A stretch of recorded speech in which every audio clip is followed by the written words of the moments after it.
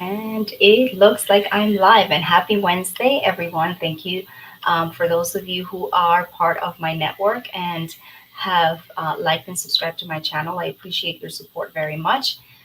The focus of my video for today is a question that came from a client who asked me, or a potential client, a dentist who reached out to me recently to ask if it is customary during an acquisition to request financial information for the due diligence directly from a seller, or is it customary to just request the information from the broker?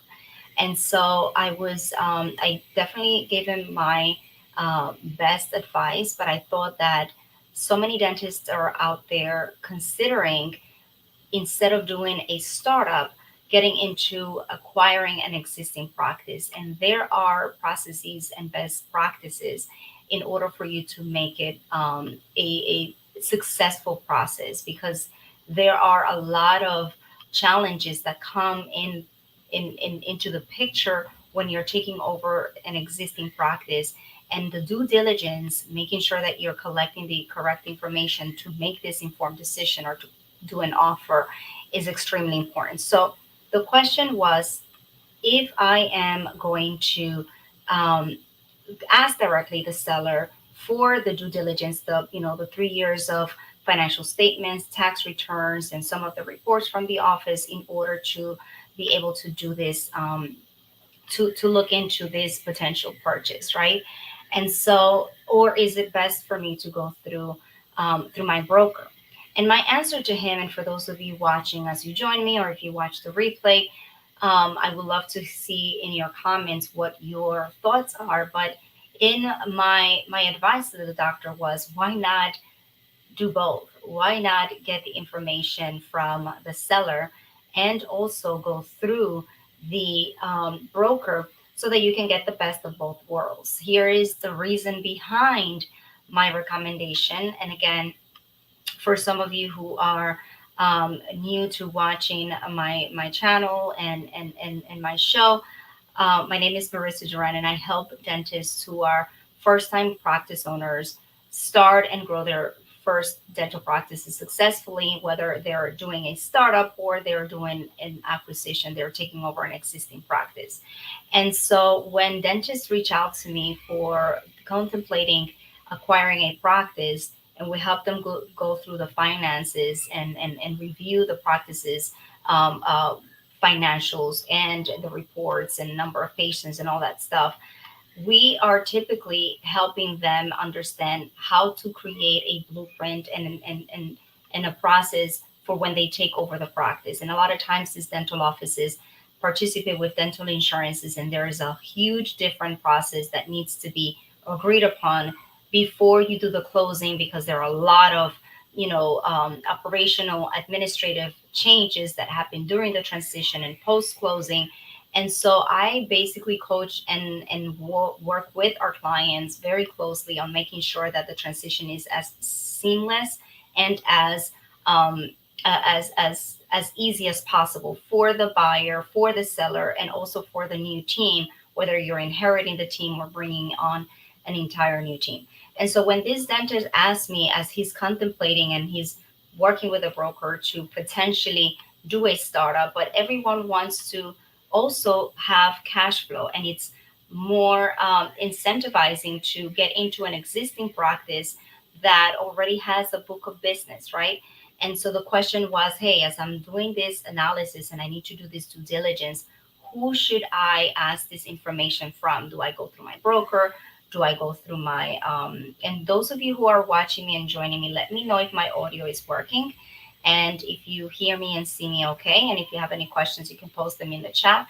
Again, I'm talking about answering a question live from a dentist who reached out to me recently.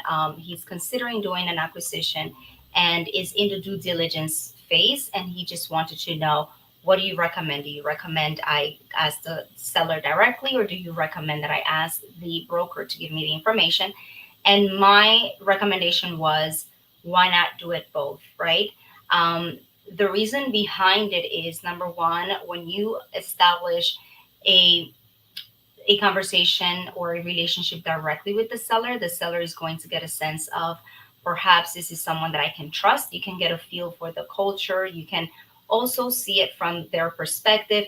And everyone is playing roles. Let's be real. They're going to tell you the office is doing great or whatever it is, but it's going to show that you are interested. And don't forget that there may be other people that are looking into potentially getting into this space as well. So if you establish a relationship with the seller directly, it's going to help you earn their trust and get more insight into the practice. So I did recommend to this dentist, hey, definitely do ask for the information from the seller, and this is the reason behind it.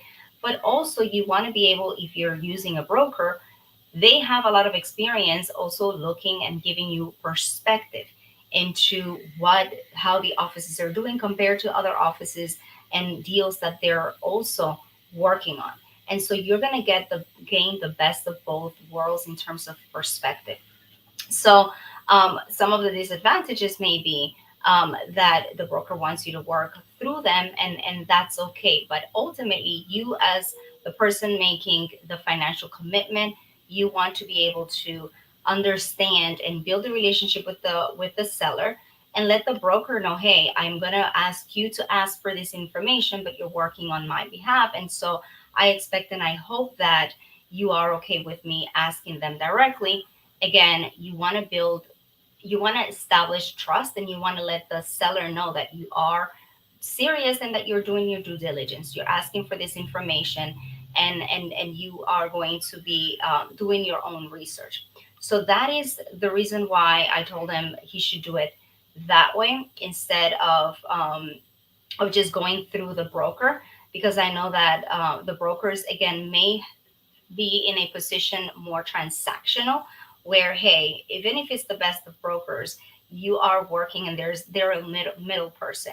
So establishing that relationship directly with the seller is going to pay off eventually, if this so happens to be a deal that it's worth moving forward with, and then evaluating, doing the valuation of the practice to make an offer, and eventually just doing a letter of intent, or placing an offer for the practice. You want to do your due diligence.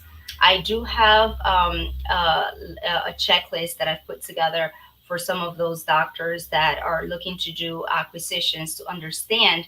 And I also have a video that I did specifically for those dental practices that are specific to insurance participating practices, where you as the buyer, and a lot of my clients, I always end up representing the buyer in a lot of the transactions that I do.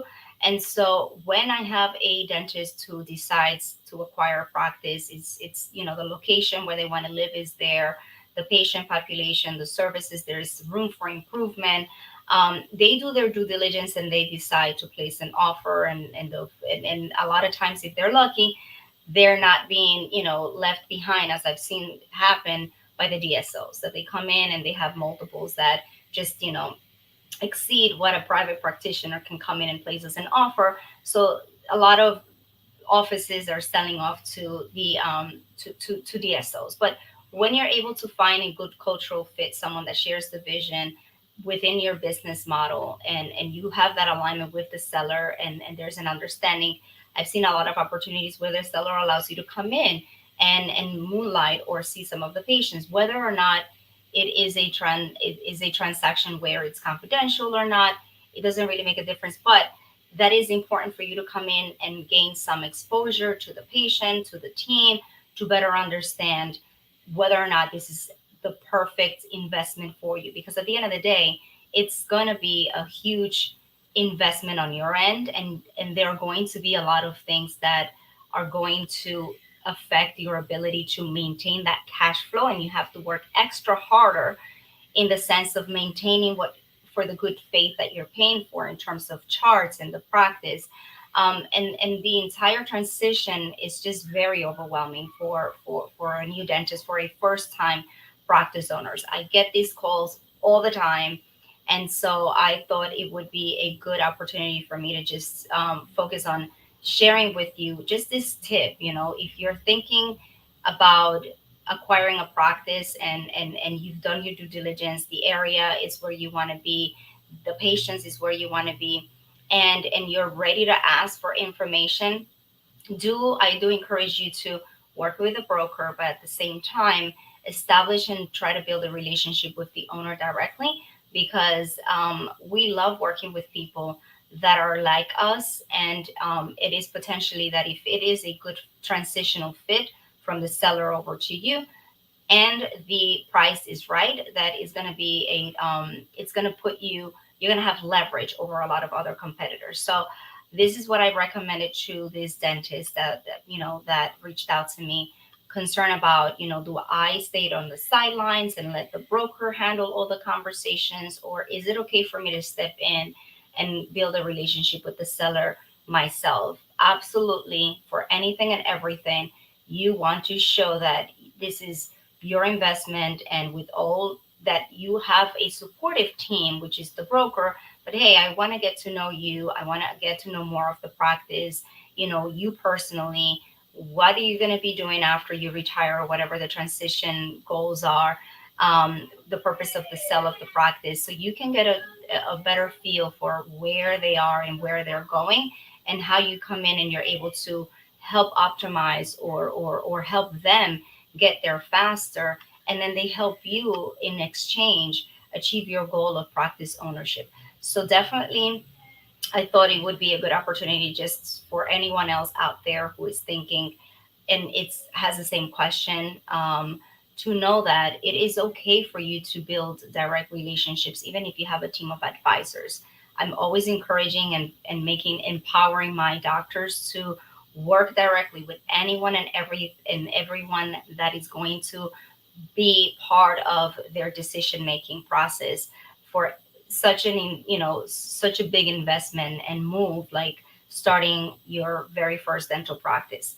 I'm going to be traveling, and my hope is to document some of the things that I'm going to be exposed to as I go into to this practice after closing, that to share with you all of the drama that takes place after you take over a practice in terms of the admin work and the operations, when there is not that ideal relationship with a seller, or post closing, even if the seller, once they get to the closing table and you have your bill of sale, they don't want to be bothered, they want to move on to their own thing.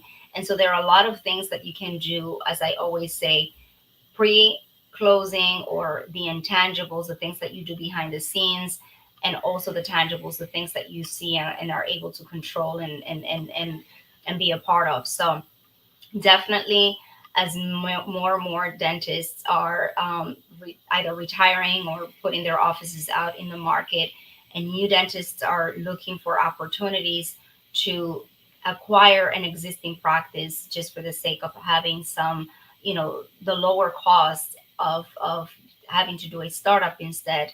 Doing the due diligence is extremely, extremely important.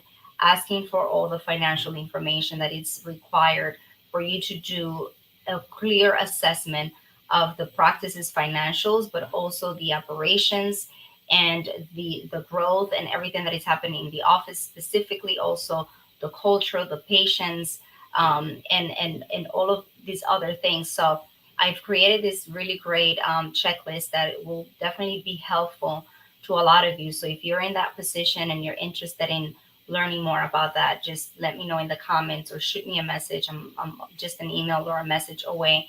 But for those of you, again, who have taken the time to watch this video, thank you so much for watching. I look forward to doing a live next week to address some of your concerns. If you have any questions, or want to have me speak about a specific topic, or bring on someone again or new to the channel as I come in every week and do these lives, please let me know. Thank you so much again, and I look forward to being in touch with you. Enjoy the rest of your week.